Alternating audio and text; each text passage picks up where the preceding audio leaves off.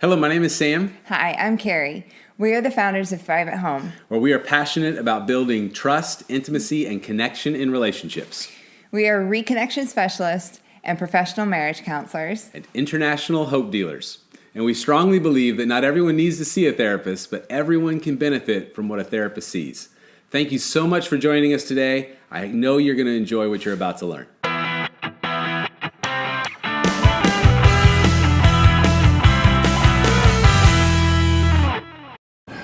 Hello and welcome to Thrive at Home. My name is Sam. Hi, I'm Carrie, and today we're going to do our best to answer a question that a viewer of ours has asked. So it's our mailbag session. Okay? So what was the question? So the question was, how do you keep a sense of self and independence, but yet at the same time meet the needs of your spouse and partner? Right. So the idea of being all in and being 100% meeting the needs, but yet at the same time being yourself and keeping your voice and your identity as an individual. Yeah. It's a great question. That is a great question. I don't know if there's necessarily an answer. I mean, there's definitely not well, here's a couple of steps. I think we should talk about it. Yeah.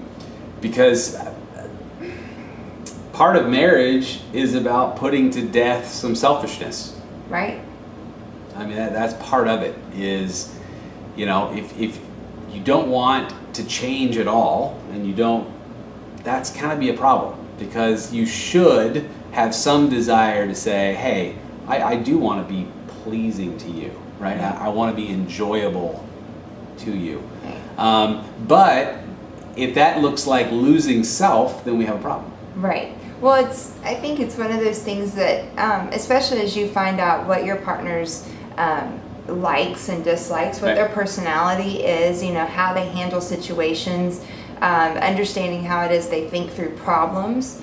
I remember thinking for us, like, you had so many more things to say than I had to say, and so it would shut me down more. But then understanding that I need to think about things and process things in my head for a while before I actually say something, but then it's trusting that you're going to hear me. And so when you understand that that's my personality and my style, you leave room for me.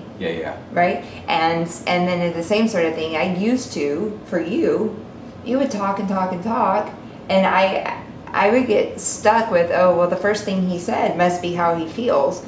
But 30 minutes later, after he's processed it, he's somewhere totally different than he was in the first 5 minutes. And so it's for me understanding, well, he may say this, but if I wait just a little bit, he's going to get down to where the bottom of the story. So I think understanding your personalities and how you are around things helps that you don't lose yourself or struggle with that.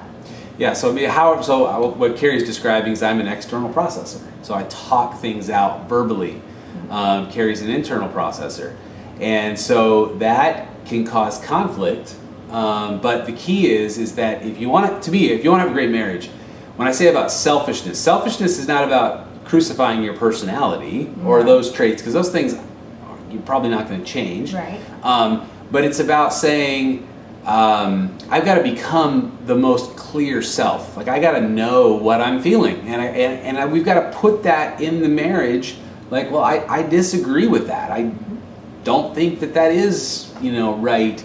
I think this is right. I think those are the kinds of conversations that are very valuable to have.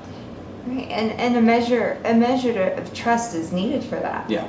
Right? That when you say something that may be opposite from what your partner has already voiced, that they're going to be able to hear that for what it is and validate that as your opinion.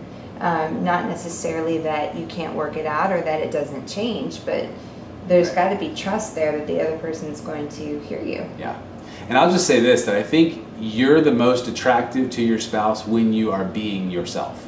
Okay? When you are trying to sort of be fake or try to manage the relationship, that's a problem. But we may be getting off topic just a little bit about losing self. But I think sometimes people stop being themselves in order to try to save the relationship. But what I'm getting at is that ends up it defeats it, because really